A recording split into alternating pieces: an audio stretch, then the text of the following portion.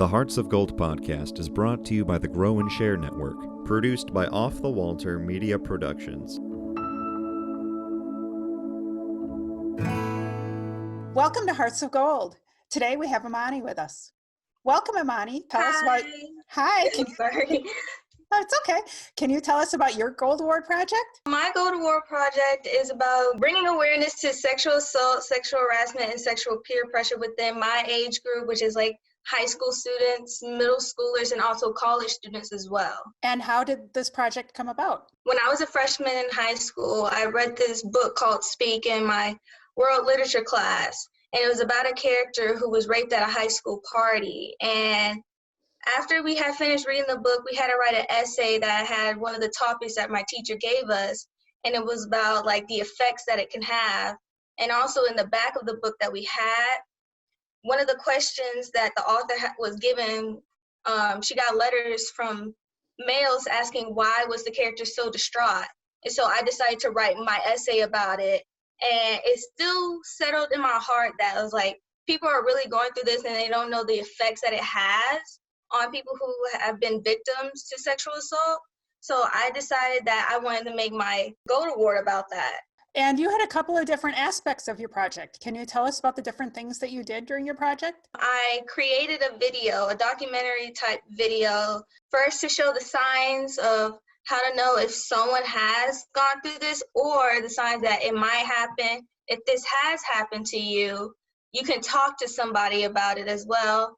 And then also besides the video, I've had other events where I was able to talk to kids that were my age or college students as well about it. And your video was extremely well produced. Can you tell us about the backstory on that production? I'm in the film course at my school, so I love to do film and television, pre-production, post-production, and anything about it. So backstory about that, I would say that I borrowed equipment from my school and used that to help film each different interviews that I had.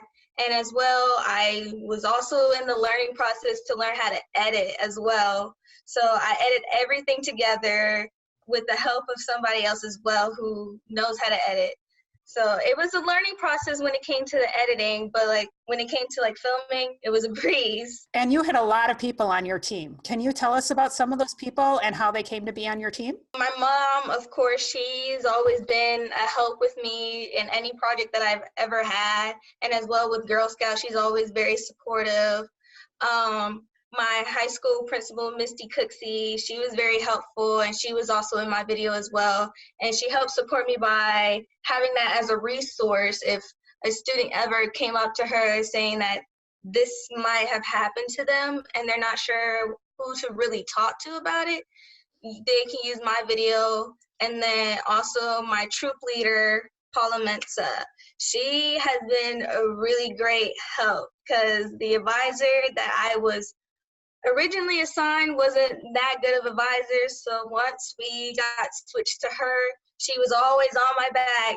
Every 2 weeks, she always made sure, what are you doing? What is your progress? Are you done yet? How are you going to do this and that until I was able to turn in my final report. It's great that not only was she your troop leader, so you were familiar with her, but she also works with council on the committee so that she knew that aspect also. Right. She was a big help with that. Thinking back on your project, what was your biggest challenge and how did you overcome it? While I was working on my project, it was my junior year of high school. And if most people know, that's your hardest year in high school. And so first semester was easy, and that's when I got all the filming done and everything. But when second semester hit, I was taking a lot of hard classes like honors physics, honors British literature, where I was swamped with a whole bunch of work. So I decided to forfeit not going to my junior prom to work on my project and as well stay up with my grades. And then other issues that we had was like scheduling with interviews. Like when the original date that we had for my principal to interview, something had came up with a student where she had to address it at that time. So we had to reschedule. And then travel as well. With the organization I work with, Diamond in the Rough, they live far out away from me. So it was a really long distance to be able to go and do a group interview with them. And what do you feel the biggest success of your project is? One of the events that I had was at a college, and some college students came, and after they saw my video and we discussed about other topics with a teacher who teaches psychology, one who does like forensics and all that type of stuff. And the student, she was able to tell us that she was a victim not once but twice to sexual assault. And she said that my video really helped her a lot, and she now can talk to somebody about it because of my project. Another piece of your project was that you were on a panel with some adults, and you were representing the younger age group. Can you tell us about that panel and how that came to be? We wanted to get every aspect of what could happen, what process would come about in the sexual assault. So I was able to talk about how teenagers would feel to not be able to talk to adults.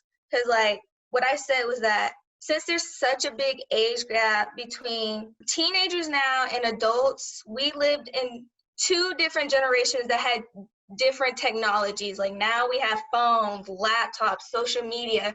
Back then you just had a phone to call somebody and just gossip, and that was it. But now it's a bigger threat for us to get exposed. We also had those other people to talk about the process. If you do go and tell somebody that you were sexually assaulted, how to go to a hospital and get a rape kit done on you so you can find the perpetrator, or if you know the perpetrator, and file a suit against that person, and as well to go and talk to a therapist as well, because you don't want to let that situation have effect on you like that. So going to a therapist will help become somewhat yourself again, I would like to say. If there was anything that you could change about your project, what would it be? The editing style that I had in my video. I'm kind of a perfectionist when it comes to film and television.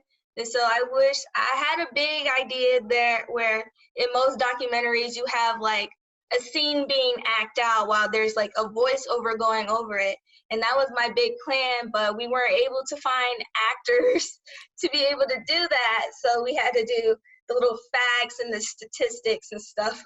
And what was your biggest takeaway from your Gold Award project? Maybe my understanding of what could happen. It could happen to anyone. Because now there's a lot of stuff going on about sexual assault, sex trafficking, and all that type of stuff.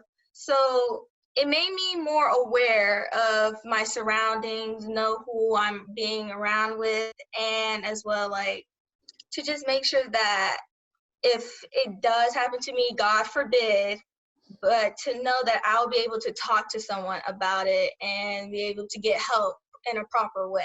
What other Girl Scout experiences do you have? I have always been in Girl Scouts since I would say 6 years old. So started out as a daisy, and now I'm at the last point of being a Girl Scout. So other experiences, I will say that like my silver award that I worked with a group of girls that were in my troop, we did a campaign to stop bullying. And we were able to talk to younger kids about the effects that it can have of bullying, not to do it, and if you are being bullied, to talk to someone about it as well. And what did you do for your Bronze Award? I think we raised money to donate a couple like pet beds to a local shelter that was near us. Bronze Award lots of times have animal interests. Yeah, as young kids, you always love pets. Yep. Is there anything else that you'd like to share with our audience? If you want to go and see my video, you can see it on YouTube. Just type in Starting the Conversation Project and it will be right there so you see it. Or you can go and visit my website called startingtheconversation.world.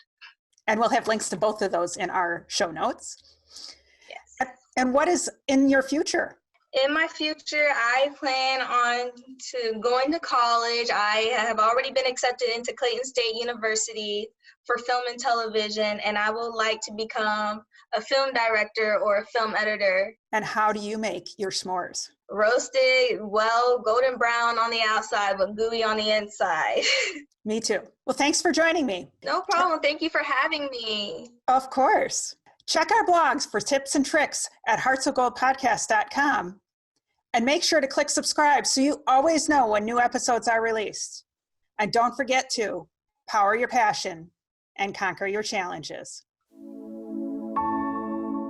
The Hearts of Gold podcast is brought to you by the Grow and Share Network, produced by Off the Walter Media Productions. Thank you for listening and spreading the word on what we do. If you want to share your story of how you earned your Gold Award, reach out and send an email to growandshare@outlook.com. Be sure to listen to the newest episodes on your favorite podcast app, as well as view the full video episodes on youtube.com/Cheryl M. Robinson. That's youtube.com/Cheryl, the letter M, Robinson. Take care, and we'll see you next time.